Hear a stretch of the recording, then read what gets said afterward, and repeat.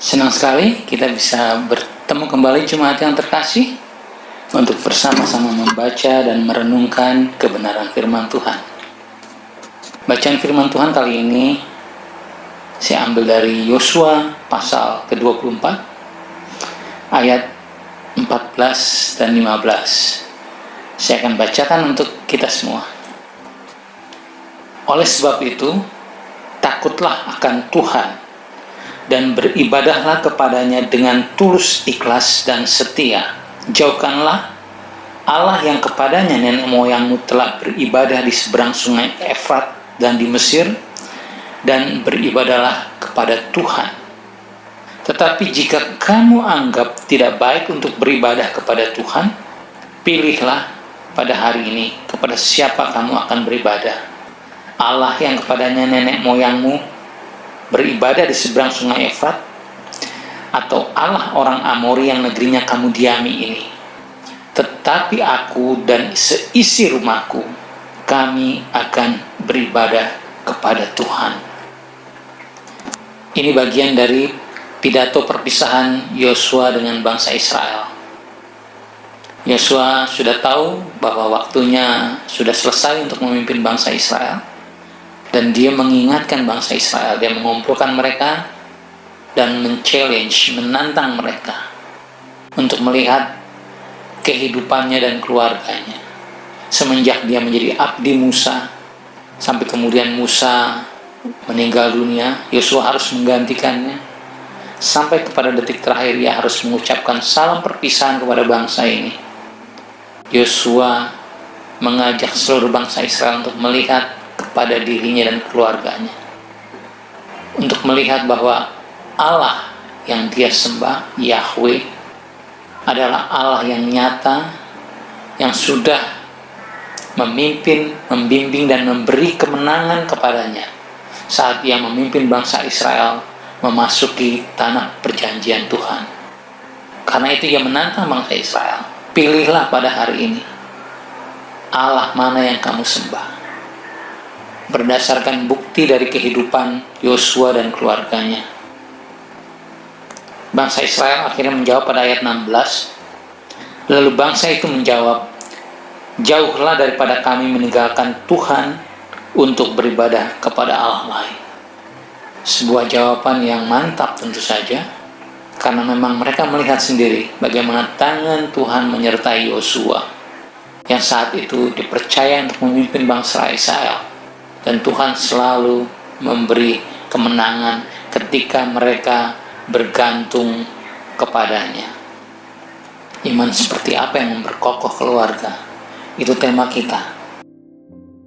Dari tema ini ada sebuah anggapan awal bahwa keluarga itu seharusnya solid atau kokoh. Tapi ada banyak hal yang bisa membuatnya porak-poranda.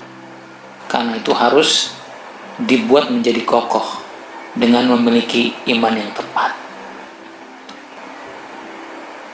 Kita harus sepenuhnya beriman bahwa keluarga yang saat ini kita miliki itu adalah atas inisiatif Allah. Tapi kita tahu faktanya bahwa keluarga, bahkan keluarga Kristen, mereka yang menikah dalam gereja, bisa kandas di tengah jalan. Keluarga itu tercerai-berai karena ada begitu banyak alasan ketika orang memutuskan untuk berkeluarga.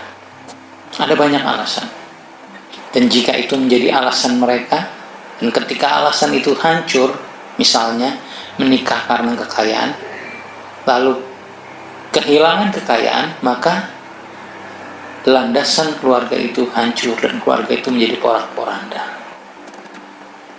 Jadi apa yang seharusnya menjadi dasar dari sebuah keluarga Kristen? Bagi orang Kristen, pernikahan harus dimulai dari Tuhan, oleh Tuhan, dan untuk kemuliaan Tuhan. Dengan pemahaman seperti itu, maka keluarga bisa menjadi kokoh. Tapi tentu saja ada pihak yang tidak menyukainya. Sudah pasti. Iblis terutama. Kita lihat keluarga Ayub. Iblis sangat-sangat menghendaki manusia menjauh dari rencana dan kehendak Tuhan. Dan apa yang diserang oleh iblis? Keluarga. Ayub kehilangan anak-anaknya. Ia kehilangan kekayaannya. Ia kehilangan kesehatannya. Bahkan kemudian istrinya mengkhianatinya. Tapi apakah Ayub kemudian menjauh dari rencana dan kehendak Tuhan? Tidak. Karena itu kehidupan Ayub dipulihkan. Dan kita lihat juga bagaimana Abraham, bapak orang percaya, Tuhan menjanjikan kepadanya untuk memiliki seorang anak dari Sarah. Tapi ketika memasuki usia yang semakin tua, Sarah kemudian mencoba dalam tanda kutip membantu Tuhan dengan memberikan Hagar menjadi gundiknya. Tentu saja itu sebuah kesalahan. Keluarga dibentuk oleh Tuhan untuk kemuliaan Tuhan. Jadi ketika Abraham diminta untuk menyerahkan anaknya yang dijanjikan oleh Tuhan, Abraham rela memberikannya. Itu menunjukkan bahwa Abraham menempatkan Tuhan sebagai bagian utama dalam kehidupannya. Sekalipun Tuhan tidak memberikan seorang anak, keluarga adalah satu kesatuan yang dibentuk oleh Tuhan. Tujuannya adalah untuk saling menolong dan melengkapi dalam menjalankan tanggung jawab mengelola kehidupan yang dipercayakan oleh Tuhan dalam beribadah kepada Tuhan. Berkaca dari Ayub kita melihat Ayub menempatkan Tuhan di atas segala-galanya.